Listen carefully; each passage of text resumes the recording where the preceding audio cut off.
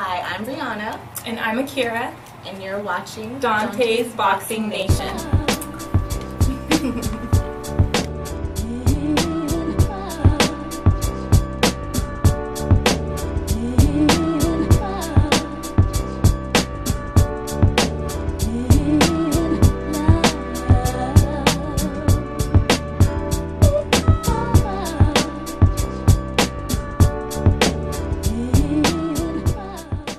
Dante's Boxing Nation, what's going on, guys? Man, I'm telling you right now, it is about to go down like a plane crash when it comes to all of these fights that are taking place this Saturday. I mean, I feel like one of those big-time football fans. You know, they always get spoiled with multiple games on different channels, watching 2 to 4 games in one day. That's pretty much how this Saturday is going down when it comes to boxing fans. We have a whole bunch of fights. But to me, the fights I'm looking the most forward to watching this weekend are only 2 fights out of all of them. The main ones I care about is Jamal Charlo versus J-Rock Julian Williams and the battle of the undefeated heavyweights, Joseph Parker versus Andy Ruiz. 2 mouth-watering fights. When it comes to Parker versus Ruiz, I really love this fight. I've always been high on Andy Ruiz. He has the speed of a middleweight and a heavyweight's body, his boxing intelligence. He always throws punches in bunches. He's just a fun fighter to watch, especially in the heavyweight division. When it comes to Joseph Parker is a very skilled fighter as well. But when I watched Parker against Carlos Takam, Joseph Parker did not look comfortable on the inside. Carlos Takam was able to bully Joseph Parker on the ropes, and all Joseph Parker really did was go into a high guard or try to tie up Carlos Takam. Andy Ruiz is a much better fighter than Takam.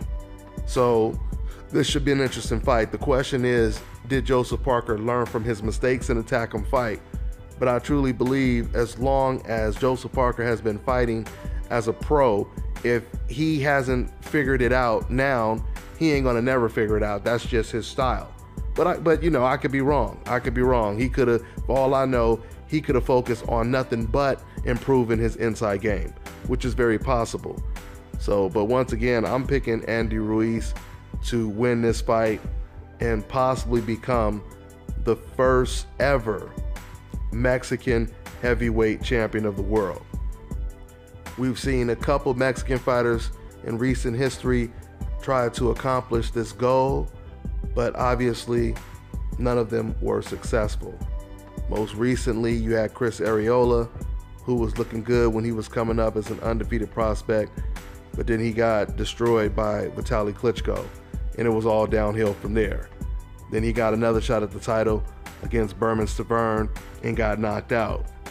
Another Mexican heavyweight, I remember, this goes back probably about, 15, 20 years ago. It was an undefeated, I don't remember if he was undefeated, but he was a good heavyweight.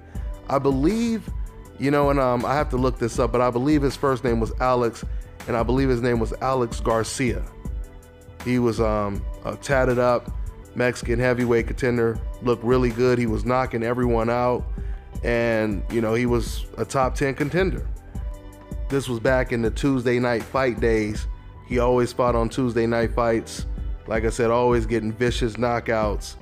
And then all of a sudden he was fighting on Tuesday night fights, and he was facing a guy that was a little bit better than the opponents he was used to facing, and this guy ended up knocking Alex Garcia out. So, those are some of the heavyweights, the Mexican heavyweights I remember trying to become the first Mexican heavyweight. But I truly believe when it comes to Andy Ruiz, he is a much more complete fighter than both of those fighters that I just mentioned. So this fight is very intriguing, very intriguing. I look forward to watching it in a couple hours. That's all I got for now, guys. I'm on to the next one. This is Bobby, and you're watching Dante's Boxing Nation.